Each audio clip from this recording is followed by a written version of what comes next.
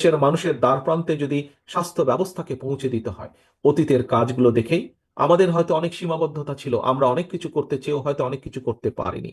কিন্তু আমি বিশ্বাস করি আমরা যদি আমাদের সীমাবদ্ধতার কথাগুলো জনগণের কাছে সঠিকভাবে তুলে ধরতে সক্ষম হই, নিশ্চয়ই ইনশাল্লাহ জনগণ আমাদেরকে আবার সুযোগ দিবে।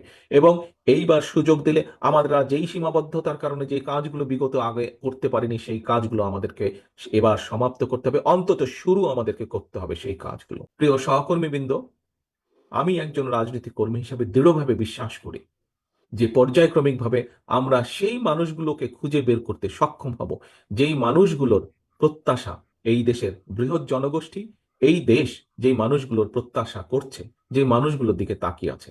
কাজেই আমাদেরকে যে কোনো মূল্যে একটি রাজনৈতিক দল হিসেবে, বিশেষ করে গণতন্ত্রের সপক্ষের শক্তি হিসেবে বাংলাদেশ জাতীয়তাবাদী দল, আপনাদের সকলকে, আপনারা যারা এখানে শহীদ জিয়ার কর্মী, এখানে যারা দেশনেত্রী খালেদা জিয়ার সৈনিক, আপনাদের সকলকে, আমাদের সকলকে চেষ্টা করতে হবে, অব্যাহতভাবে আমাদেরকে চেষ্টা করতে হবে যে কোনো মূল্যে বাংলাদেশে গণতন্ত্র যাতে ফিরে আসে, যে কোনো মূল্যে বাংলাদেশের মানুষের ভোটের অধিকার যাতে প্রতিষ্ঠিত হয়।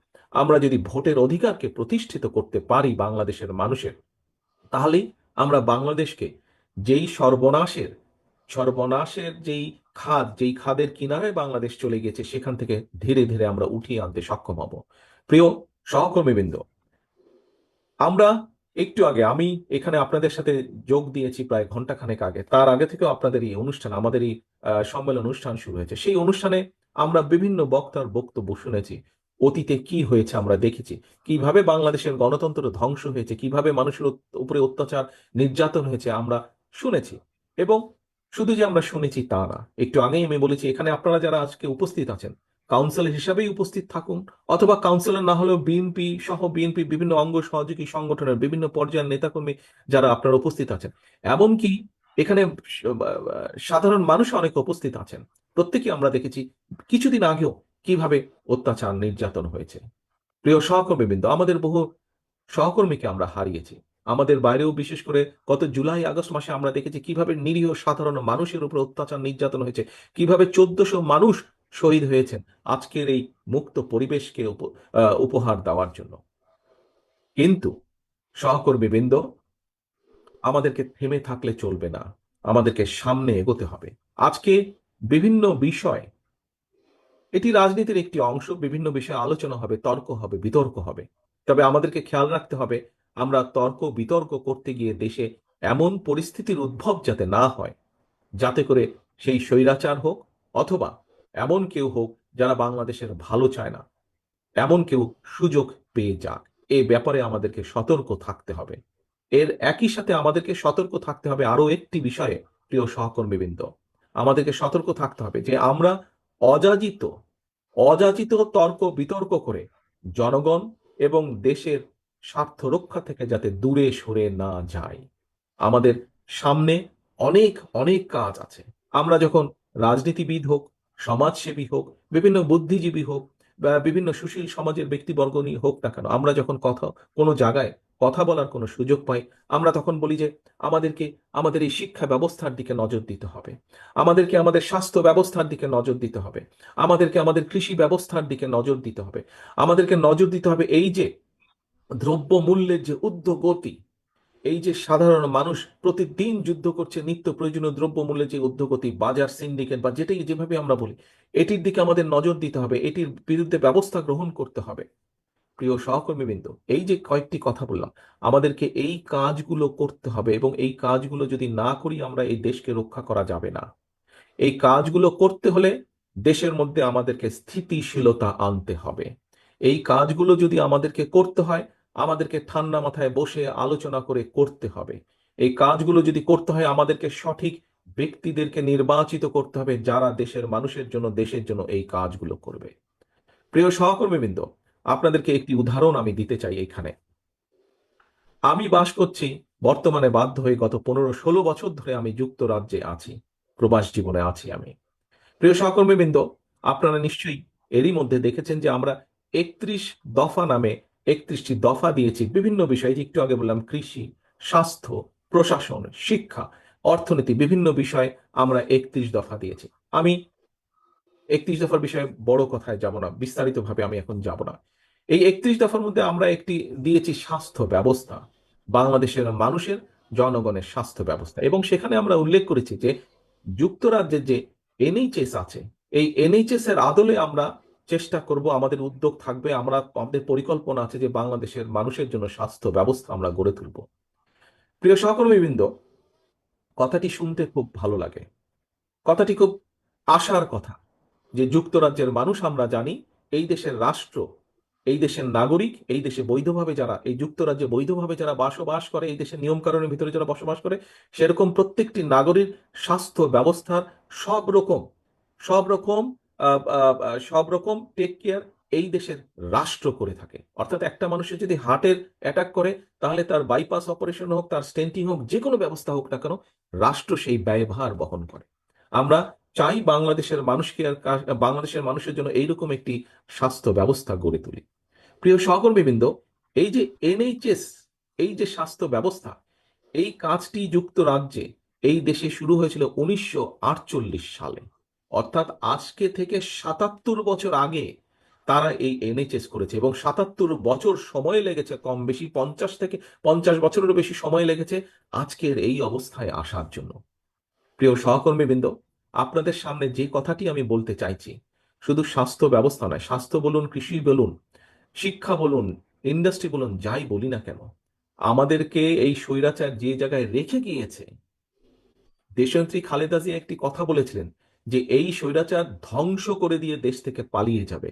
আজ বহু বছর আগে দেশনেত্রী সেই কথাটি বলেছেন, আজ পরতে পরতে সেই কথাটি সত্য হয়েছে, যে স্বৈরাচার লুটপাট করে, এই যে স্বৈরাচার পালিয়ে গেছে লুটপাট করে, এই দেশকে ধ্বংস করে দিয়ে তারা পালিয়ে গেছে।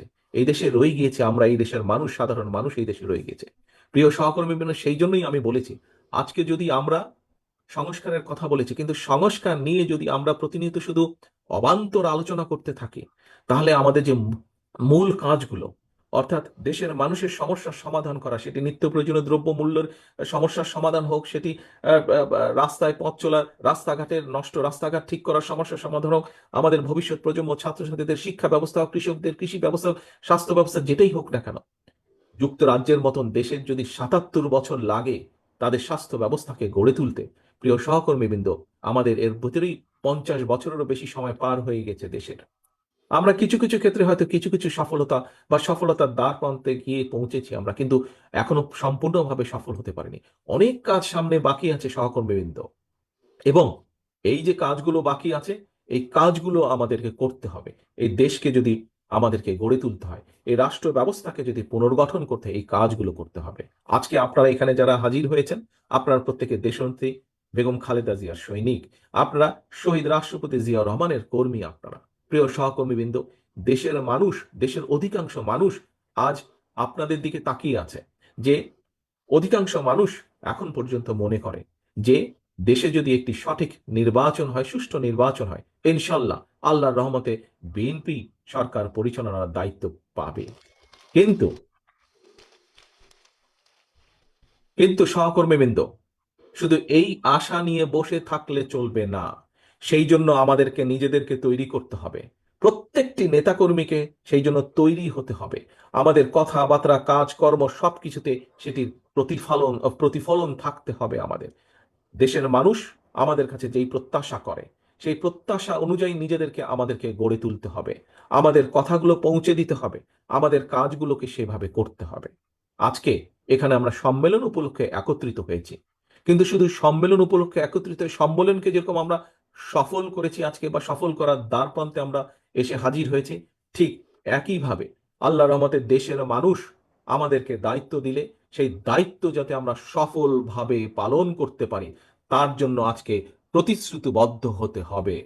প্রিয় সহকর্মীবৃন্দ, আজকের এই সম্মেলনে আমাদেরকে সেই প্রতিশ্রুতি নিতে হবে, সেই শপথ আমাদেরকে নিতে হবে, যে খুলনা মহানগরীর অন্তত যে কজন নেতা কর্মী আছেন, আপনি বিএনপি হন, আপনি যুবদল হন, ছাত্র দল হন, স্বেচ্ছাসেবক হন, কৃষক দল হন, আইনজীবী ফোরামের সদস্য হন, যেই হন না কেন, আপনি যদি শহীদ জিয়ার কর্মী হয়ে থাকেন, দেশনেত্রী খালেদা জিয়ার সৈনিক হয়ে থাকেন, আজকে আপনাকে প্রতিজ্ঞা নিতে হবে, আজকে আপনাকে শপথ নিতে হবে, যে আপনার কাঁধে দায়িত্ব অর্পণ করলে এই দেশের মানুষ আপনার কাঁধে ইনশাল্লাহ দায়িত্ব অর্পণ করলে আপনাকে যে কোনো মূল্যে সেই দায়িত্ব আপনাকে পালন করতে হবে।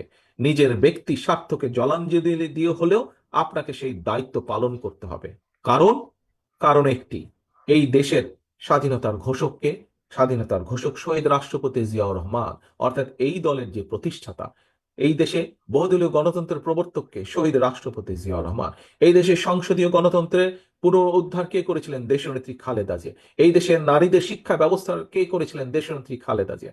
কাজেই প্রিয় সহকর্মীবৃন্দ, সেই খাল কাটা যদি আবার শুরু করতে হয়, সেই নারীদের শিক্ষা ব্যবস্থাকে যদি আরো এগিয়ে নিয়ে যেতে হয়, দেশের মানুষের দ্বার প্রান্তে যদি স্বাস্থ্য ব্যবস্থাকে পৌঁছে দিতে হয়, অতীতের কাজগুলো দেখেই আমাদের হয়তো অনেক সীমাবদ্ধতা ছিল, আমরা অনেক কিছু করতে চেয়েও হয়তো অনেক কিছু করতে পারিনি। কিন্তু আমি বিশ্বাস করি, আমরা যদি আমাদের সীমাবদ্ধতার কথাগুলো জনগণের কাছে সঠিকভাবে তুলে ধরতে সক্ষম হই, নিশ্চয়ই ইনশাল্লাহ জনগণ আমাদেরকে আবার সুযোগ দিবে।